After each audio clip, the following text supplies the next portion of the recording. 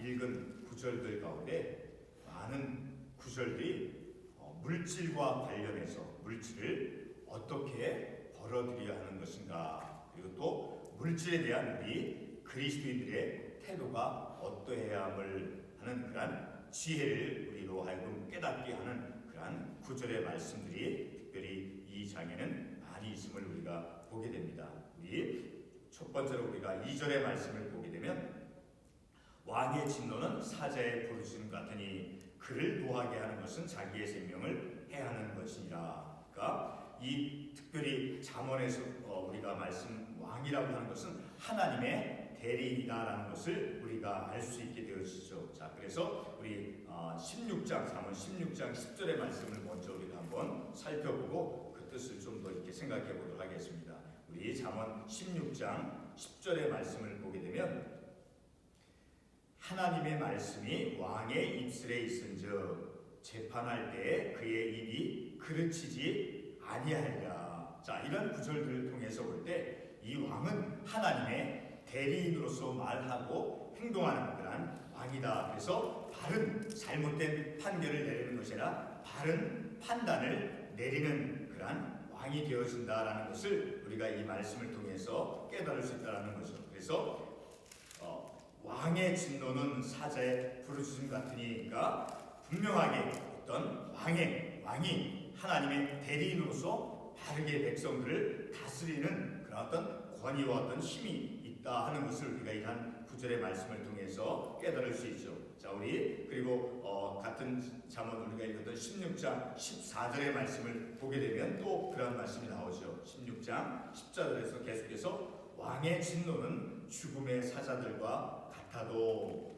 지혜로운 사람은 그것을 쉬게 하리라. 왕의 진노는 죽음의 사자들과, 그러니까 왕이 가지고 있는 어떠한 엄격한 권위, 그런 것이 얼마나 강한 것인가 하는 것을 우리가 이러한 말씀을 통해서 깨달을 수 있다는 거죠.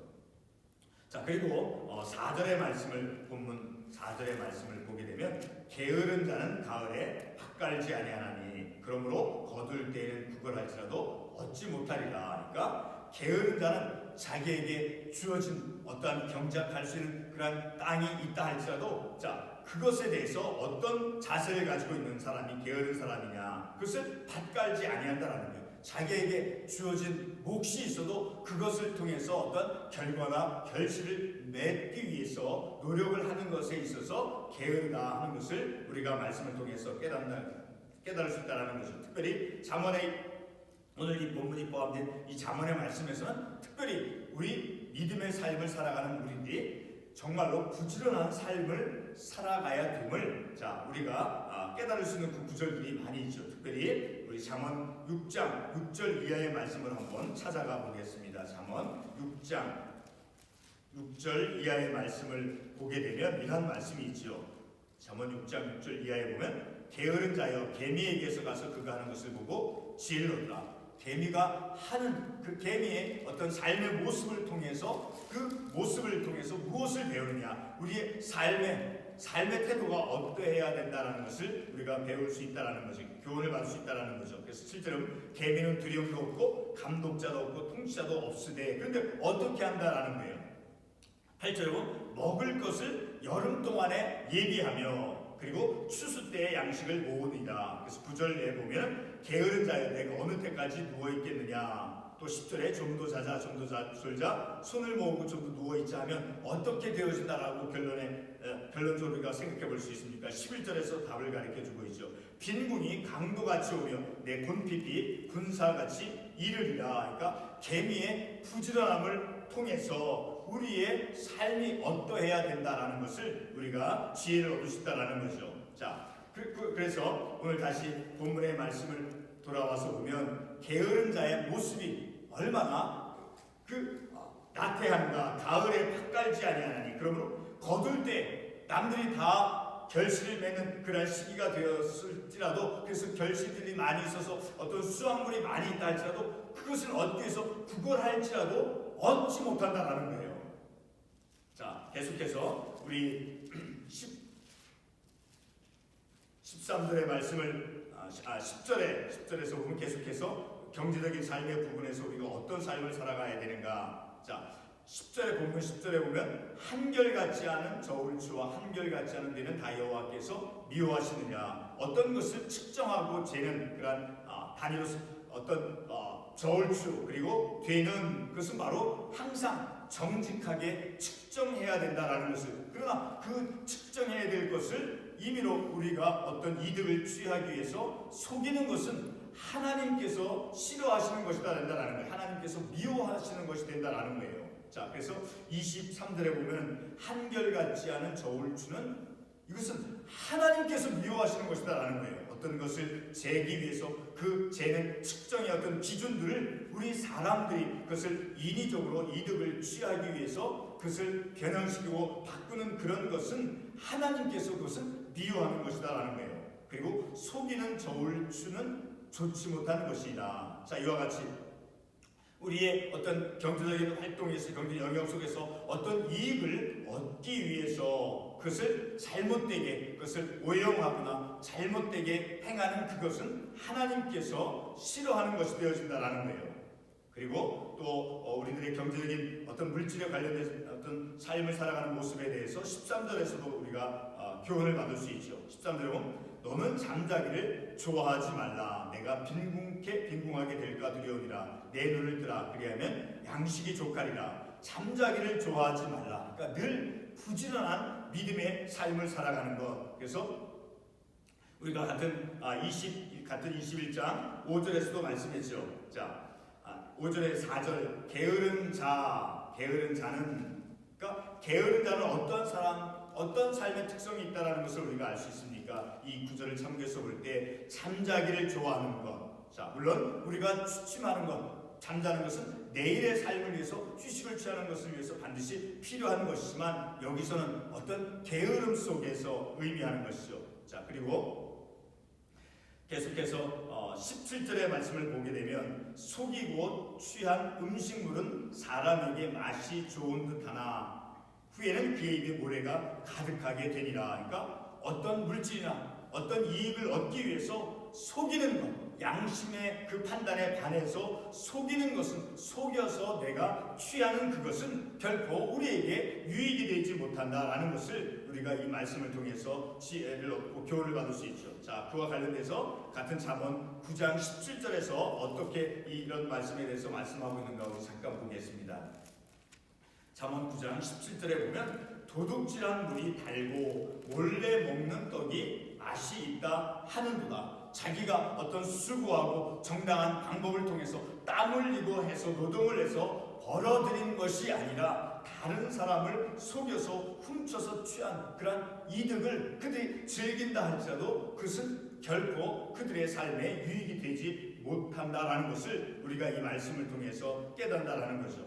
자, 그리고 21절의 말씀에서 보면 처음에 속히 잡은 사람은 마침내 복이 되지 아니하리라. 그러니까 속하게 빨리 어떤 것을 이익을 취하는 것, 어떤 산업 유업을 빨리 이렇게 받아들이는 그것이 곧 행운이 된다 할지라도 자, 그것은 사람에게 오늘 이 본문의 말씀에 의하면 그것은 결국 복이 되지 못한다라는 것을 우리가 말씀을 통해서 알 수 있다라는 거죠. 그러니까 정상적인 어떤 과정을 거치는 그런 어떤 과정 속에서 우리가 유익을 얻고 이익을 얻을 수 있는 그런 삶의 우리의 자세가 요구되어진다 하는 것을 우리가 생각해 볼 수 있다는 거죠. 자, 그리고 23절의 말씀에서 보면 아까 우리가 읽었던 10절의 말씀과 같은 유사하게 한결같지 않은 저울추는 여호와께서 미워하시는 것이요 속이는 저울은 좋지 못한 것이니라. 그러니까 어떤 것을 내가 이익을 얻기 위해서 어떤 물질을 벌어들이기 위해서 그 측정해야 될 어떤 기준 이런 것들을 이제 임의로 그것을 변형시키고 이 속이는 그것은 하나님이 싫어하신다라는 것을 우리가 이 말씀을 통해서 깨닫는다라는 거죠. 자, 우리가 몇 구절을 통해서 우리의 삶 속에서 특별히 경제적인 활동을 해나가면서 그 경제적인 영역 속에서 물질을 벌어들이는 그런 삶 속에서 우리의 그리스도인으로서 이런 하나님의 말씀을 깨닫고 알고 있는 우리들은 어떠한 삶의 자세를 취해야 되는 것인가 하는 것을 늘 우리의 생각 속에 내 삶 속에 그것을 잘 기억하면서 삶을 살아갈 때 그래서 어떤 경제적인 삶 속에서 정직한 그런 어떤 말씀의 어떤 관점, 그런 것을 가지고 우리의 삶을 살아갈 때 바로 그렇게 정직한 그리스도로서 이 세상에서, 이 사회 속에서 삶을 살아갈 때 비로소 우리는 이 땅에서 소금과 빛의 사명을 감당할 수 있게 되어진다는 것을 우리가 말씀을 통해서 깨달는다는 거죠. 자, 그래서 오늘 우리가 결론적인 말씀으로서 우리가 삼을 수 있는 구절은 15절에 있는 말씀을 우리가 결론의 말씀으로 삼을 수가 있습니다. 15절의 말씀을 보게 되면 세상에 금도 있고 진주도 많거니와, 그렇죠. 이 세상에 얼마나 많은 물질과 재물들이 있습니까? 금도 있고 진주도 많거니와, 이 세상에 많은 물질이 있다 해도 그 가운데서 무엇이 우리가 취해야 될 것인가, 무엇이 가장 귀한 것인가 라는 것을 이 15절 말씀을 통해서 우리가 교훈을 받을 수 있죠. 자, 세상에 금도 있고 진주도 많거니와 지혜로운 입술이 더욱 귀한 보화라는 거예요. 보배라는 거예요. 지혜로운 입술, 곧 하나님의 말씀을 통한 지혜로운 말. 자, 지혜로운 말이, 지혜로운 생각이, 지혜로운 삶이 금이나 진주보다 훨씬 귀한 보배다라는 것을 우리가 이 말씀을 통해서 깨달을 수 있다는 거죠. 자, 그리고 우리가 추가적으로 한 구절 더 말씀을 보면 22절의 말씀을 우리가 마지막으로 한 구절 더 보도록 하겠습니다.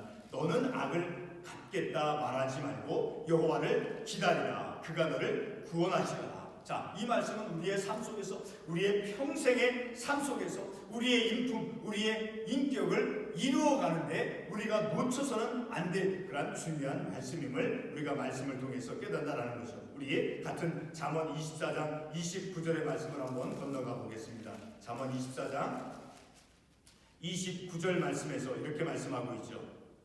너는 그가 내게 행함같이 나도 그에게 행하여 그가 행한 대로 그 사람에게 갚겠다 말하지 말라. 그 사람이 나에게 어떤 것을 악하게 했다라고 해서 나도 역시 악한 것으로 그에게 똑같이 상황한 것으로 이렇게 보복하지 말라라는 거예요. 그러니까 자기 어떤 복수심을 채워서는 결코 안 된다라는 거예요. 자, 우리 한 군데 더 말씀을, 신약성경의 말씀을 한번 찾아가 보겠습니다.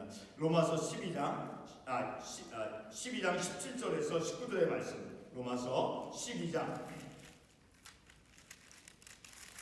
17절에서부터 19절까지 말씀을 같이 한번 보겠습니다. 자, 17절에 보면 아무에게도 악을 악으로 갚지 말고 모든 사람 앞에서 선한 일을 도모하라. 그렇죠? 우리가 삶 속에서 삶을 살아갈 때 우리가 일하는 일터 속에서 얼마든지 경험할 수 있는 거죠. 나에게 어떤 부당하게, 나에게 어떤 상한, 내 마음을 상하게 하는 어떤 그런 행동이나 말을 우리가 겪고 직면한다 할지라도 우리에게는 이런 말씀들이 우리의 삶을 어떻게 취해야 될 것인가 하는 것을 우리를 가르치고 주고 있는 거예요. 아무에게도 악을 악으로 갚지 말고 모든 사람 앞에서 선한 일을 도모하라. 그래서 18절에 보면 할 수 있거든 너희로서는 모든 사람과 더불어 화목하라. 할 수 있으면 나에게 어떤 논쟁을 일으킬 수 있는 것을 내게 제기한다 할지라도, 내게 어떤 그 갈등을 일으키게 한 어떤 것이 있다 할지라도 할 수 있거든 우리는 어떤 사람이 되어진다는 거예요. 화목을 이루려고 하는 사람이 되어져야 된다는 거예요. 이건 성경이 가르쳐주는 거예요. 성경이. 우리가 똑똑해서 이런 생각을, 지혜를 우리가 지어내는 것이 아니라 성경에서 이미 우리가 존재하기 이전에 하나님께서 말씀을 통해서 우리에게 명해 주시고 있기 때문에 우리는 이 말씀을 깨닫고 그 말씀대로 삶을 살아가야 된다는 거예요. 그래서 19절에 보면 내 사랑하는 자들아 너희가 친히 원수를 갚지 말고 하나님의 진노하심에 맡기라. 기록되었으되 원수 갚는 것이 내게 있으니, 하나님께 있으니 내가 갚으리라고 주께서 말씀하시니라.